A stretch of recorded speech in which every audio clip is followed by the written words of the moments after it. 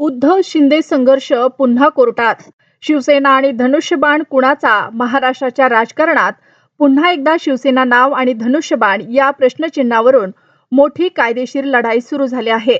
उद्धव ठाकरे यांच्या शिवसेना उद्धव बाळासाहेब ठाकरे गटानं सर्वोच्च न्यायालयात या प्रकरणात जोरदार युक्तिवाद केला आहे. सध्या या प्रकरणाच्या सुनवाईकडे संपूर्ण महाराष्ट्राचं लक्ष लागलं आहे.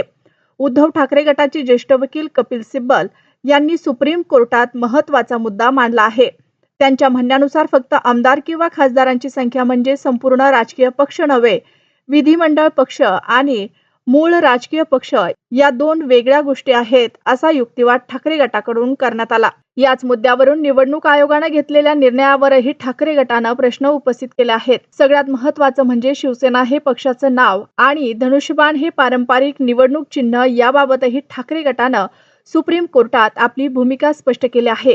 कपिल सिब्बल यांनी कोर्टात अशी मागणी केली आहे की जर धनुष्यबाण हे चिन्ह उद्धव ठाकरे यांच्या गटाला देण्यात येणार असेल तर किमान हे चिन्ह गोठवण्यात यावं, म्हणजे कोणत्याही एका गटाला त्याचा वापर करता येऊ नये.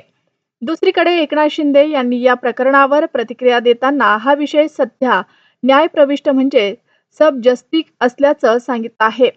त्यामुळे कोर्टाच्या सुनावणी दरम्यान यावर अधिक भाष्य करणं योग्य नसल्याचं त्यांनी स्पष्ट केलं. या प्रकरणात फक्त पक्षाचं नाव आणि चिन्ह एवढाच मुद्दा नाही, तर शिंदे गटातील आमदारांच्या अपात्रतेचा मुद्दाही सुप्रीम कोर्टासमोर आहे.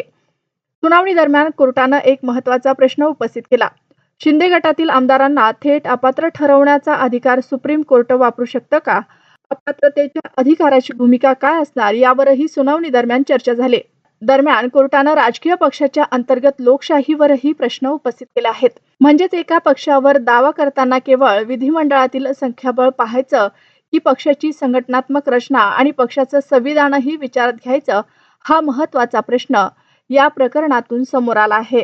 त्यामुळे आता या संपूर्ण प्रकरणात शिवसेना नाव, धनुष्यबाण चिन्ह आणि आमदार अपात्रता या तीनही मुद्द्यावर सुप्रीम कोर्टाचा निर्णय अत्यंत महत्त्वाचा ठरणार आहे.